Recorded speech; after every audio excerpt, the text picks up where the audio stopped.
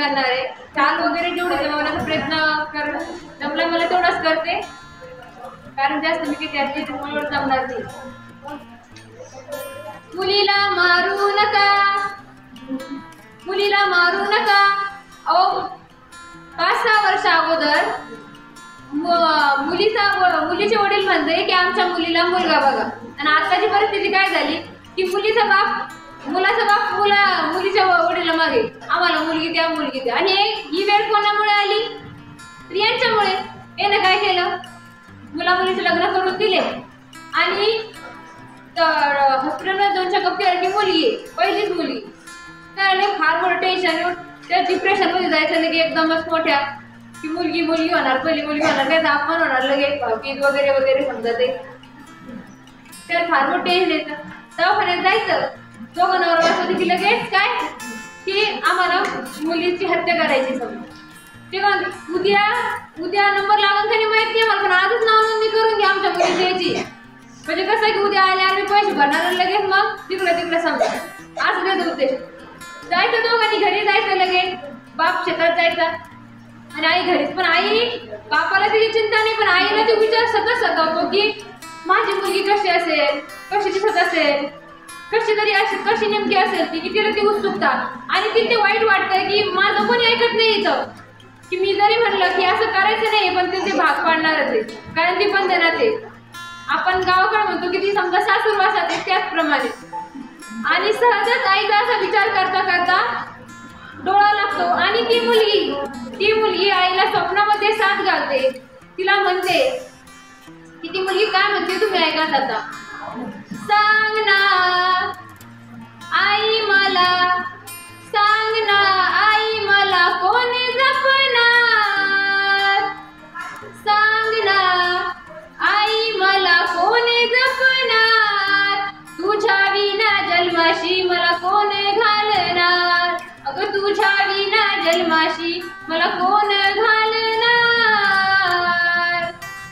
दुनियेचा रंग मला कोण दावणार, सोनुलीकडे तुझ्या या कोण बघणार, सांग ना आई मला कोण जपणार, तुझ्या विना जन्माशी मला कोण घालणार. शाळेतून घरी आल्यावर मी काम करणार, आई दररोज शाळेतून घरी आले ना बरं मी तर मी दररोज काम करणार बरं का, बसणार नाही. तुझ्या वाट्याचं आणि माझं सुद्धा सगळं पूर्ण काम आटपेल. आणि बाबाकडे मी कोणत्याच प्रकारचा हट्ट नाही धरणार बरं का, कोणत्याच प्रकारचा नाही धरणार. होईल मोठी शिकून शिकून, अगं होईल मी मोठी शिकून शिकून, मारेल भरारी पाखर होऊन, जगामध्ये तुझं मी नाव करणार, माझ्यामुळे सर्वांना मान मिळणार, सांग ना आई मला कोण जपणार, तुझ्या विना जन्माशी मला कोण घालणार. आई काही जर खाऊ आणला ना तर मला देऊ नको बरं का, मला कपडे घेऊ नको, मी फाटके घालीन, दादाला सांग. ती मुलगी आईला सांगते गोड गोड खाऊ मला नको देऊ, माझ्या गवाट्याचा खाईल माझा भाऊ, राखी पौर्णिमेचा येईल ग सण, माझ्या ग दादाला राख्या बांधीन 2-2, कुंकवाचा टिळा कपाळी लावणार, माझ्या ग दादाची मी आरती करणार, सांग ना आई मला कोण जपणार, तुझ्या विना जन्माशी मला कोण घालणार, तुझ्या विना जन्माशी मला कोण घालणार.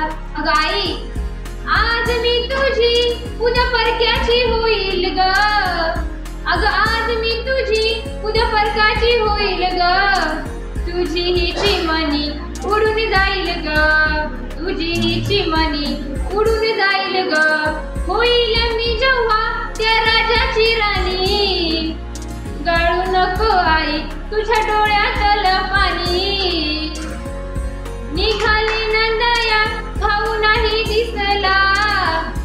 कोपऱ्यात दुरडत बसला, जाईल दूर दूर माझे बाबा रडणार, जाईल दूर दूर माझे काका काकू रडणार, तुझ्या या चिमणीचे डोळे कोण ग पुसणार, सांग ना आई मला कोण जपणार, तुझ्या विना जन्माशी मला कोण घालणार, तुझ्या विना जन्माशी मला कोण घालणार.